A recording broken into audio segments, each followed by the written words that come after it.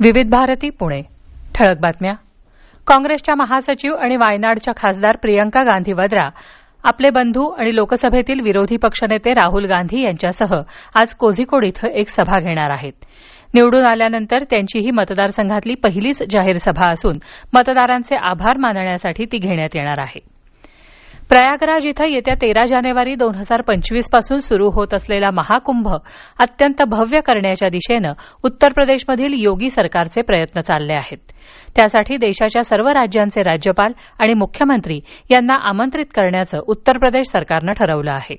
मुख्यमंत्री योगी आदित्यनाथ यांच्या अध्यक्षतेखाली काल झालेल्या बैठकीत हा निर्णय घेण्यात आला. मंत्री वेगवेगळ्या राज्यात जाऊन संबंधितांना निमंत्रण देणार आहेत. मुख्यमंत्री अन्नपूर्णा योजनेअंतर्गत महिलांना वर्षाला 3 गॅस सिलेंडर मोफत देण्याची घोषणा करण्यात आली होती.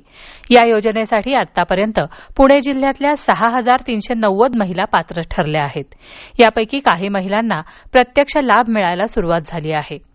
पुण्यातून सर्वाधिक हवेली तालुक्यातल्या महिला या योजनेसाठी पात्र ठरल्या आहेत, अशी माहिती पुणे जिल्हा पुरवठा अधिकारी महेश सुधळकर यांनी दिली आहे.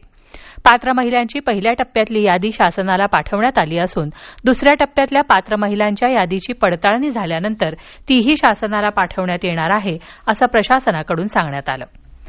भारतरत्न डॉ. बाबासाहेब आंबेडकर यांच्या 68व्या महापरिनिर्वाण दिनानिमित्त चैत्यभूमी इथं होणाऱ्या कार्यक्रमासंबंधीची माहिती पुस्तिका तसंच पोस्टरचं अनावरण राज्यपाल CP राधाकृष्णन यांच्या हस्ते काल संध्याकाळी राजभवनामध्ये करण्यात आलं. कार्यक्रमाला ज्येष्ठ अर्थतज्ज्ञ, लेखक आणि माजी खासदार डॉ. नरेंद्र जाधव, डॉ. बाबासाहेब आंबेडकर महापरिनिर्वाण दिन समन्वय समितीचे महासचिव नागसेन कांबळे यांच्यासह इतर मान्यवर उपस्थित होते. दक्षिण पश्चिम बंगालच्या उपसागरात तयार झालेलं फेंजल चक्रीवादळ आज दुपारपर्यंत उत्तर तमिळनाडू किनारपट्टी ओलांडून पुद्दुचेरीजवळच्या कराईकल आणि महाबलीपुरम किनारपट्टीवर धडकण्याची शक्यता आहे.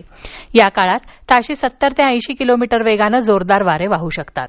फेंजल चक्रीवादळाच्या प्रभावानं तमिळनाडूमध्ये जोरदार पावसाला सुरुवात झाली आहे. आज सकाळपासूनच राज्यातली हवाई सेवा खराब हवामानामुळे विस्कळीत झाली असून आता पावसामुळे स्थानिक वाहतूकही खोळंबली आहे. या होत्या आतापर्यंतच्या ठळक बातम्या. यानंतरच्या ठळक बातम्या उद्या सकाळी 8 वाजता.